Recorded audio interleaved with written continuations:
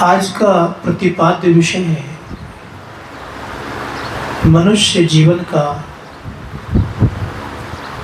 उपाय देता है कि ये महत्वपूर्ण महत्व हम लोग सभी के सभी मानव शरीर में हैं। श्री राम शर्मा आचार्य हुए एक बहुत बड़े महान व्यक्ति हुए, सबको उनको जानते हैं, जो कि गायत्री परिवार के संस्थापक हुए। विश्व प्रसिद्ध संस्था है। उन्होंने लगभग 3200 किताबें लिखी हैं। उन्होंने कहा है कि मनुष्य जीवन पाना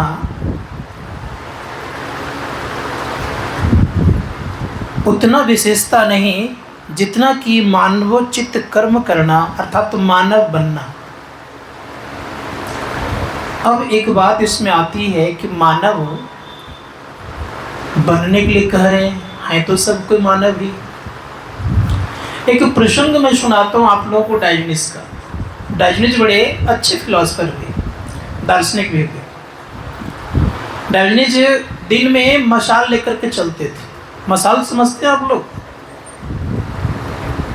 पीछे वाले लोग मशाल समझते हैं, आग जला करके एक जमाने में लोग चला करते थे। तो दिन में ही मशाल लेकर के चलते थे। लोगों ने पूछा कि महात्मा जी आप मशाल लेकर दिन में क्यों चलते? सूरज का प्रचंड प्रकाश है, इतना अधिक प्रकाश है कि मशाल की आवश्यकता ही नहीं है।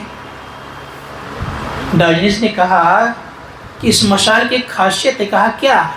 का खासियत यह है, इस मशाल में मैं मानव को खोजता हूँ। का इतने सारे मानव है, मानव दिखते नहीं है आपको? कहा अगर मानव दिखता तो मैं खोजता क्यों? का इस मशाल में क्या करामत है? का एक बार आकर के देख सकते हो मेरे मशाल को लेकर के? तो अब उस व्यक्ति को मशाल पकड़ा दिया, और मशाल के द्वारा जब देखते हैं लोगों को तो उस पर मानव नहीं दिखते हैं। कोई दिख रहे हैं किस तरह से? तो कोई हाथी हैं, कोई घोड़े हैं, कोई गधे हैं, कोई यहाँ की भाषा में कुकुर है। संत महात्मा गण कहते हैं कि कोई व्यक्ति अगर बाघ का खोल पहन ले, उससे बाघ नहीं हो सकता।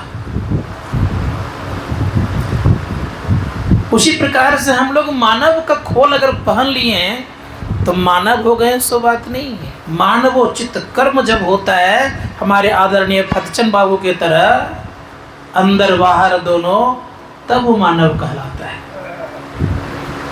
मानवोचित कर्म क्या है? संत महात्मा गण कहते मानवोचित कर्म का तात्पर्य है अपना खोज। जब तक अपना खोज नहीं करते हैं तब तक हम मानव कहलाने के अधिकारी नहीं है। इस शरीर से बहुत हम प्रेम करते, क्या है इसमें? संत सुंदरदास जी महाराज कहते जा शरीर माही तो अनेक सुख मानी रहियो, ताही में कौन बात भली है? इसमें कौन बात अच्छी है भाई? रग रग में मांस भरियो, पेटों पेटारों में ठौर ठौर मलिए। हाड़न के नाक मुख सब कुछ हाड़ का बना हुआ है, इसमें कौन सा अच्छी बात है? अंतिम पॉइंट में कहते हैं सुंदरदास जी महाराज, ऊपर से तो कली भीतर भंगार पड़ी हुई है। अर्थात ऊपर तो देखने में अच्छा लगता है, भीतर की हालत देखे तो क्या है इसमें? कुछ भी इसमें अच्छा नहीं है। केवल चमड़े को आप निकालें, देखने की इच्छा नहीं होगी। संत महात्मा गण कहते हैं इस शरीर को थोड़ा समझिए। इस शरीर सुंदर भी है और साथ ही साथ ये भी कहा गया है इसका महत्व भी नहीं है। कितना ये क्षणभंगुर है। परम भक्ति मीराबाई कहती यह तन जल का बुदबुदा, विनशने में देर नहीं लगता। हम लोग देखे होंगे घर आंगन में जब पानी पड़ जाता है तो फफोले होते हैं, उसको फूटने में देर नहीं लगती है। कहते उसी प्रकार से ये शरीर कब भी नष्ट जाएगा, कब नष्ट हो जाएगा, ठिकाना नहीं है। लेकिन दूसरे जगह क्या कहते हैं, भगवान राम से पूछा जाए कि आपका इसमें क्या विचार है। भगवान राम प्रजाओं की हालत को देख करके उनके मन में हुआ कि यहाँ और वहाँ दोनों जगह सुख प्राप्त हो, दोनों जगह सुखी हो जाए, लोग आनंद से रहे। यहाँ वहाँ मतलब इस संसार, यहाँ मतलब इस संसार में, और वहाँ मतलब उस अर्थात परलोक में। यह लोक और परलोक अर्थात यहाँ भी और यहाँ के जाने के बाद भी सुखी हो, इसके लिए क्या करना चाहिए। भगवान राम को ये बात की चिंता हो गई कि हमारे यहाँ सभी प्रजागण अत्यंत सुखी हैं, सुखपूर्वक रहते हैं, जो चीज़ मांगते हैं उसकी पूर्ति होती है, समय पर वर्षा मांगते तो वर्षा हो जाती है समय पर। आजकल समय पर वर्षा नहीं होती है, लेकिन उस भगवान राम के राज्य में दुख था ही नहीं, इतना आनंद था। इतना आनंद होते हुए भगवान राम के मन में चिंता हो गई कि हमारी प्रजा सब दिन सुखी रहे यहाँ के बाद भी। तो उन्होंने कहा, ज्यों परलोक यहाँ सुख चाहूँ, सुनी मम वचन हृदय दृढ़ गाहूँ। कब परलोक में और यहाँ सुख चाहते हो तो मेरे वचनों को सुनो। कौन कह रहे हैं? भगवान श्री राम कह रहे हैं। क्या कहा उन्होंने? उन्होंने कहा कि भाई सुनो, इस लोक में और उस लोक में दोनों जगह सुख चाहते हो तो मेरे वचनों को सुनो। नहीं अनीति कछु भाषाऊं भाई, मैं अनीति बात नहीं करता हूँ, नीति की बात करता हूँ। और भय दिखा के भी नहीं कहता हूँ कि मेरी बात सुनो। ये भी मत समझना कि मैं राजा के हैसियत से कह रहा हूँ, राजा बन गया हूँ इसलिए कह रहा हूँ, सो बात नहीं है। लेकिन सुनो मेरी बात, करना वही जो तुम्हें अच्छा लगे, तुम्हें जो सुहावे वही काम करना। भगवान राम बड़े प्रेम से समझा रहे हैं कि इनको प्रजाओं को। अब कह क्या रहे हैं? भगवान राम कहते हैं कि बड़े भाग मानुष तनु पावा, सुर दुर्लभ सब ग्रंथ ही गावा। कहा बड़े भाग से मनुष्य का शरीर मिला हुआ है। अब कह क्या दिया कि सुर दुर्लभ सब ग्रंथ ही गावा। सुर मतलब देवता, देवताओं को यह शरीर प्राप्त नहीं है, उनके लिए यह दुर्लभ है। किनके लिए? देवताओं के लिए, जिनकी हम आराधना करते हैं, पूजा पाठ करते हैं, उनके लिए उपवास करते हैं, व्रत करते हैं। आज एकादशी व्रत है, कुछ लोग एकादशी व्रत भी किए होंगे। तो जिनके लिए आप एकादशी व्रत करते हैं, उपवास करते हैं, तो भगवान राम कह रहे हैं कि उनके लिए ये व्रत अर्थात ये शरीर मुश्किल है, कठिनाई से भी प्राप्त उनको नहीं है, नहीं प्राप्त किए हुए हैं। इस शरीर में क्या विशेषता है जो भगवान राम करे उनको दुर्लभ है? क्या विशेषता ये है कि इस शरीर में सब कुछ है। क्या क्या है? ज्ञान संकलित तंत्र में कहा गया, देहस्था सर्व विद्याश्च, सारी विद्याएं इस शरीर में है। देहस्था सर्व देवता, सारे देवता गण हैं। देहस्था सर्व तीर्थाणी, जितने प्रकार के तीर्थ हैं सब तीर्थ इसमें विद्यमान हैं। लेकिन कैसे प्राप्त होगा? का गुरु वाक्य न लभ्यते, अर्थात जब तक गुरु के वाक्य में ना होंगे तब तक ये सब का दर्शन नहीं होगा। न देवताओं का दर्शन होगा, न तीर्थ का दर्शन होगा, न सारी विद्याएं मिलेगी। किसके अभाव में? गुरु के अभाव में ये सब प्राप्त करना मुश्किल है। इसलिए कहा कि गुरु वाक्य न लभ्यते, गुरु वाक्य में अगर नहीं रहेंगे तो संभव नहीं है। गुरु वाक्य में अगर हो जाएंगे तब सारा सुलभ हो जाएगा। तो मैं कह रहा था मानव जीवन के संबंध में, इस मानव जीवन में सब कुछ है। और क्या है? भगवान शंकर को कौन कौन मानते हैं? यहाँ पर सब कोई मानते हैं, लेकिन मैं कहता हूँ कि आप लोग नहीं मानते हैं। तो मानेंगे मेरी बात? कहेंगे कैसे नहीं मानते हैं? भगवान शंकर क्या कहते सुनिए। भगवान शंकर कहते कि सबसे सुंदर जो शिवालय है वो मेरा मानव देह है। इसी मानव देह में मैं विराजता हूँ, विद्यमान होता हूँ, रहता हूँ, ठहरता हूँ, और इसी में मेरी पूजा हो जाए तो मेरा ही सौभाग्य नहीं, मानव का सौभाग्य बढ़ जाएगा। क्या कहा उन्होंने? भगवान शिव कह रहे हैं कि क्या है, शिवलिंग बता रहे हैं। अब वे कह रहे हैं कि बिंदुनाद महालिंगम शिव शक्ति निकेतनम देहं शिवालयं प्रोक्तम सिद्धम सर्वदेहिनाम। बिंदुनाद जो है ये महालिंग है, शिव शक्ति का घर है। देह को शिवालय कहा गया। जिन किसी व्यक्ति को सिद्धि मिली है तो भगवान शिव कह रहे हैं कि मानव शरीर में ही सिद्धि मिली है। हाथी, घोड़ा, कुत्ता, बैल, गधा, इन शरीरों में सिद्धि प्राप्त नहीं है। दूसरी बात और क्या कही गई? बिंदुनाद महालिंगम विष्णु लक्ष्मी निकेतनम देहं विश्वालयं प्रोक्तम सिद्धम सर्वदेहिनाम। ये बिंदुनाद महालिंग है, विष्णु लक्ष्मी का घर है। देह को विश्वालय ठाकुरबाड़ी कहते हैं। जिन किसी व्यक्तियों को विष्णु और लक्ष्मी का दर्शन हुआ है, सिद्धियां प्राप्त किए हैं, तो मानव शरीर में ही किए हैं। ये मैं नहीं कह रहा हूँ, उपनिषद कार्य कर भगवान शिव कह रहे हैं। इसलिए इतना बड़ा यह शरीर है। भगवान राम ने क्या कहा? सुर दुर्लभ सब ग्रंथ ही गावा। सारे सदग्रंथ कहते हैं कि देवताओं को दुर्लभ है। अब विचार करके देखिए, जो शरीर देवताओं को दुर्लभ है और हम लोगों को प्राप्त है। एक संत बड़े उच्च कोटि हो गए, उनका नाम है परम संत तुलसी साहब। उन्होंने कहा कि नर्तन दुर्लभ देव को सब कोई कहत पुकार, सब कोई कहत पुकार देव दे ही नहीं पावे। ऐसे मूर्ख लोग स्वर्ग की आस लगावे, पुण्य छीन हुए स्वर्ग से नरक में आवे। भर में चारों खान पुण्य ताई जावे, तुलसी सतमत गत कहो स्वर्ग पर करो खखार। नर्तन दुर्लभ देव को सब कोई कहत पुकार। मनुष्य जीवन मिला हुआ है, लेकिन क्या करना चाहिए? ये शरीर देवताओं को दुर्लभ है। नर्तन दुर्लभ देव को सब कोई कहत पुकार, सब कोई कहत पुकार देव दे ही नहीं पावे। देवता दे नहीं प्राप्त कर पाते हैं। क्यों? प्रश्न है यहाँ पर।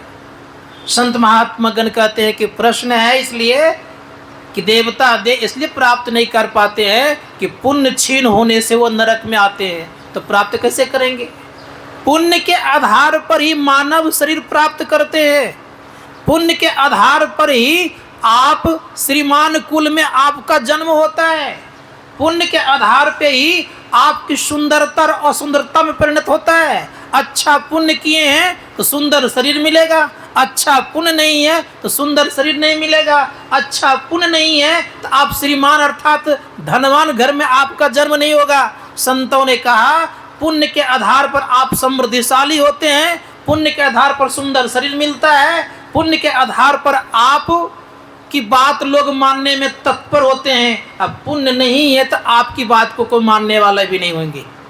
विचार करके देखिए कितना बड़ा काम करता है। इसलिए कहा सब कोई कहत पुकार देव दे ही नहीं पावे। ऐसे मूर्ख लोग, कौन मूर्ख करें लोगों को? ऐसे मूर्ख लोग स्वर्ग की आस लगावे। हम लोग स्वर्ग की आस लगाए हुए हैं कि स्वर्ग जाएंगे।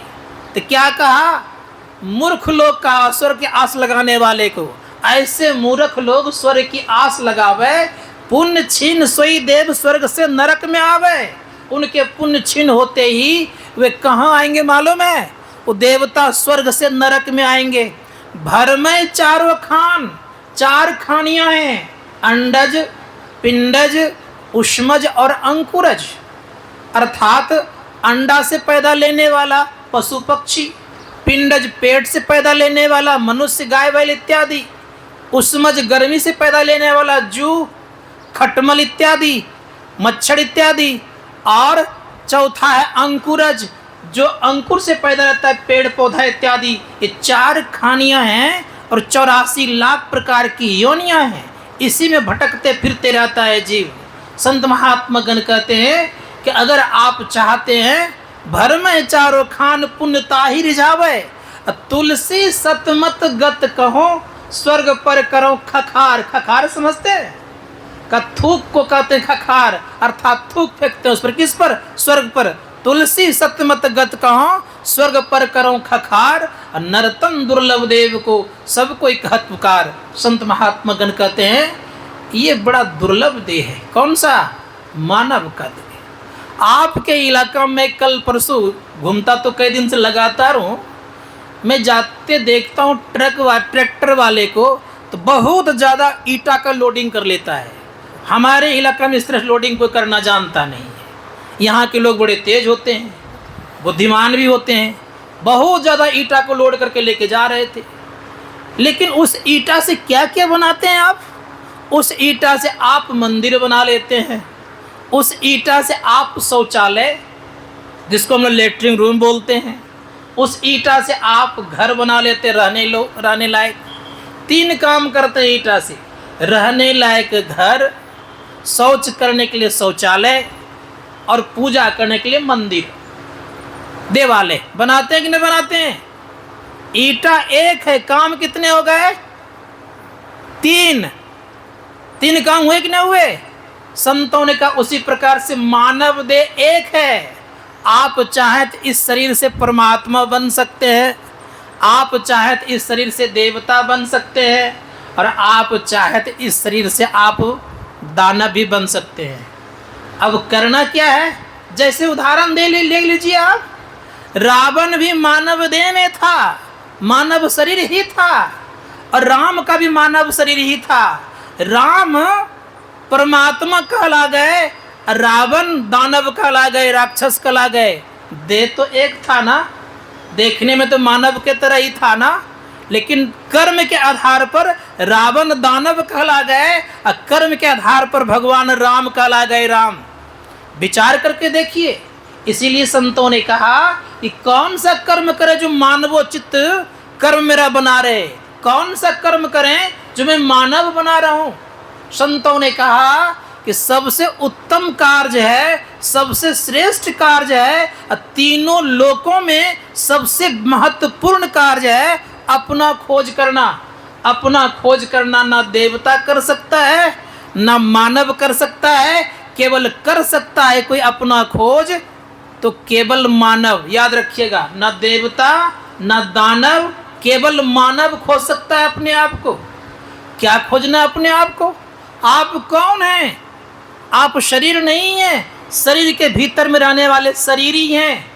आप आत्मा हैं, इसलिए उसी आत्मा की जो खोज करने की कला को जान जाते हैं, जिसको हम दीक्षा कहते हैं, उसी दिन से वो मानव बनना प्रारंभ हो गए। संत महात्मा गण जिन व्यक्तियों ने दीक्षा ले लिया और अपना खोज करना प्रारंभ कर दिया, समझियो मानवोचित कर्म में आ गए। और ऐसा कर्म अगर नहीं कर पाए तो कहा कि कोई फायदा नहीं है। इसलिए विचार करिए कि अपना खोज का रास्ता जानते हैं। जिसने अपना खोज का रास्ता जान गया है वो मानव बन गया, अब उनको बनने की आवश्यकता नहीं पड़ेगी। अपना खोज का रास्ता अर्थात आत्मा की खोज की रास्ता जानना चाहिए।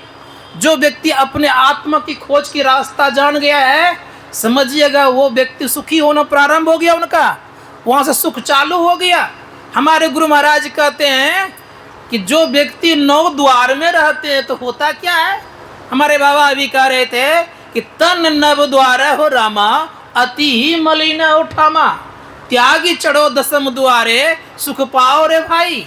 इस शरीर में 9 द्वार है, पता किए कौन कौन है?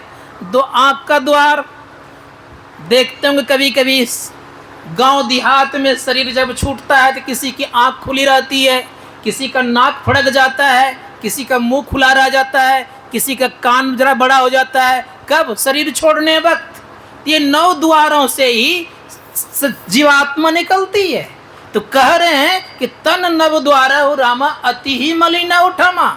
याद रखिएगा, यहाँ से जब ऊपर निकलता है, यहाँ से ऊपर जब जीवात्मा निकलती है तो स्वर्ग की प्राप्ति की संभावना है, लेकिन कम बेश हुआ करता है। जब 9 द्वार में 2 द्वार नीचे का है, इसको मल मूत्र कहते हैं, इन द्वारों के द्वारा जब निकलता है तो कहा वो नरक में जाता है।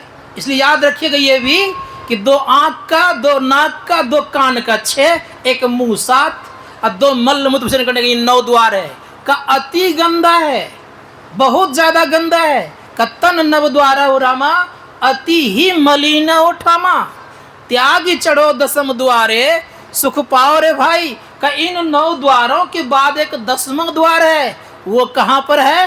तो कहा दोनों आंखों के बीच से वो रास्ता है। का उस रास्ते को अगर जानते हैं आप तो मानव कहलाते हैं, अगर उस रास्ते को नहीं जानते तो आप मानव नहीं है। इसलिए विचार करके देखिए, उस रास्ते को जानने का प्रयास करना चाहिए। संत महात्मा गण का तो उस रास्ते को जानना परम आवश्यक है। तो मैं कह रहा था कि भगवान श्री राम कह रहे हैं कि क्या करना है हम लोगों को। तो भगवान श्री राम कह रहे हैं कि नर्तन दुर्लभ, शरीर जो मिला है अति दुर्लभ से मिला है, देवताओं को भी दुर्लभ है। लेकिन एक बात ख्याल रखना, करना क्या इससे बता रहे हैं। करे साधन धाम मोक्ष कर द्वारा, अपाई न जही परलोक समारा। भगवान ने क्या किया है? साधना का घर बनाया है इसको। ये साधन धाम है। ये आपने धाम के विषय में सुन रहे थे, 4 प्रकार के धाम हैं। कौन कौन धाम? रामेश्वरम धाम 1, द्वारिका धाम 2, तीसरा में पूरी जगन्नाथपुरी धाम 3 और चौथा में बद्रीनाथ धाम 4। उन चारों धामों में आप जाएंगे, मुक्ति का द्वार नहीं मिलेगा, क्योंकि मुक्ति का द्वार वहाँ नहीं है। संत महात्मा ग्रंथ भगवान राम कह रहे हैं इस शरीर में मुक्ति का द्वार है, इसीलिए कहा साधन धाम मोक्ष कर द्वारा, पाई न जही परलोक समारा। जो इस शरीर को संवार लिया वो व्यक्ति अपना कल्याण कर लिया। इसलिए शास्त्रकार कहते हैं इस शरीर को हम जानिए। ये शरीर इतना अनमोल है कि वर्णन नहीं कर सकते आप। कितना अनमोल है बताता हूँ मैं आपको। देवताओं से कई गुना ज़्यादा अनमोल है। हम लोगों का शरीर लोहे के तरह है, याद रखिएगा, कड़ा है, लोहे के तरह है। लेकिन देवताओं का शरीर जानते कैसे है? कैसा है? का चांदी के तरह है, वो चकमक करते रहता है, बड़े दिव्य शरीर देखने में लगता है। चांदी और लोहा दो में फर्क है कि नहीं है? 1 किलो चांदी बेचिएगा तो बहुत सारा लोहा खरीद लीजिएगा कि नहीं? कई कुंटल हो जाएंगे आपके। संत महात्मा गण कहते हैं कि चांदी और लोहा में इतना फर्क है। इसीलिए हम लोग क्या करते हैं? चांदी को छिपा के रखते हैं, चांदी का चम्मच बना लेते हैं, कटोरे बना लेते हैं, गिलास बना लेते हैं। लेकिन लोहे का नहीं बनाते हैं चम्मच, गिलास, कटोरे की बनाते हैं। चांदी के गिलास में, कटोरे में भगवान को भोग भी लगाते हैं, अतिथि का सत्कार भी करते हैं। इन लोहे में किसी खिलाते पिलाते नहीं है। खिलाते हैं? नहीं खिलाते हैं। अंतर तो है, महत्व तो है। लेकिन एक बात मुझे बताइए, अगर आपके यहाँ लोहे का ढेर हो और आपको पारस पत्थर मिल जाए, लोहे में सटाएंगे तो क्या होगा? वो क्या बनेगा? पारस पत्थर के सटते ही लोहा में क्या बनेगा? वो सोना बन जाएगा। अब विचार करिए किसका महत्व बढ़ गया, चांदी का कि सोना का? संत महात्मा गण कहते हैं अब मानव श्रेष्ठ हुआ कि नहीं हुआ? कहते उसी प्रकार से याद रखिएगा, जब संत सदगुरु से आप दीक्षा ले लीजिएगा तो पारस पत्थर आपको मिल गया, आप देवताओं से श्रेष्ठ उसी दिन हो गए आप। संतों ने कहा कि अगर ये काम करना प्रारंभ कर दिए तो संत महात्मा गण कहते आपका जीवन सार्थक और धन्य होगा। इसीलिए ये मौका को मत चूकिए, ये बार बार नहीं आता है ये मौका। आप देखते होंगे कि गलत चीज को लाने के लिए दुकान पर जाना पड़ता है और अच्छा चीज घर पर आता पहुंचाने के लिए, उदाहरण ले लीजिए आप, दूध आपके घर तक पहुंचा देते हैं लोग, लेकिन शराब को लाने के लिए छिपा करके जाते हैं दुकान पर। ये अच्छा चीज आपके घर पर आया हुआ है, इस मौका कभी मत चूकिए। अगर चूक गए तो याद रखिएगा फिर छिपा करके दुकान जाना पड़ जाएगा आपको। संतों ने कहा कि अगर चाहते हैं कल्याण तो मौके को मत चूकिए। आप लोग इस ज्ञान को जान करके आप देवताओं से उच्च बनने की कोशिश कीजिए। कब श्रेष्ठ बनेंगे थोड़ा बता देता हूं मैं। आंख बंद करते हैं, अंधकार दिखता है, इस अंधकार में प्रकाश जब दिख जाएगा उसी दिन आप देवताओं से श्रेष्ठ हो जाएंगे। ये ध्यान का महत्व है। उसी प्रकाश में अगर शब्द की प्राप्ति हो जाएगी तो आप ईश्वर कोटि के देवता हो गए। संत महात्मा गण कहते हैं कई सार शब्द अर्थात परमात्मा की आवाज मिल गई तो आप ईश्वर बन गए। इसलिए संतों ने कहा कि कोशिश कीजिए हम लोग जीवन में कि ये मौका को हम नहीं चुके। और शक्ति कितनी होगी, एक बात मैं बताता हूँ, एक तार इधर से ले आइए कहीं से उठा करके और एक बिजली का तार इधर से ले आइए, इस तार को उस तार में जोड़ने कितनी ताकत होगी, जितनी शक्ति इस तार में है उतनी शक्ति उस तार में आ जाएगी। उसी प्रकार से जैसे ही संत सदगुरु से कनेक्शन जुटेगा देवताओं की तरह शक्ति आप में आना शुरू हो जाएगी। क्यों आएगी कि आप अंदर में उठना प्रारंभ कर देंगे, आप पिंड से ब्रह्मांड में जाएंगे, अंधकार से प्रकाश में जाएंगे, नरकगामी जीवन नहीं रहेगा, स्वर्गगामी उसी दिन से होना प्रारंभ हो जाएगा। और एक दिन ऐसी स्थिति होगी आपके जीवन में कि अगर आपने मनोयोग साधना कर लिए, परमात्मा के शब्द की प्राप्ति हो गई तो आपका कल्याण हो जाएगा। अब मैं विशेष आज नहीं बोलूँगा, इतना ही अपनी वाणी को रोकता हूँ। एक बार निवेदन करता हूँ कि एक बार खूब जोर से बुलंद आवाज में जयकार करें ताकि ये पल्सर जो गांव है आवाज़ उसके पार चली जाए। बोलिए प्रेम से नहीं हुआ, एक बार और लगा दीजिए श्री सदगुरु महाराज की जय। हमको क्या कहते समय हो जाए? नहीं, मैंने बहुत समय रखा है, 40 मिनट से बहुत समय रखा है।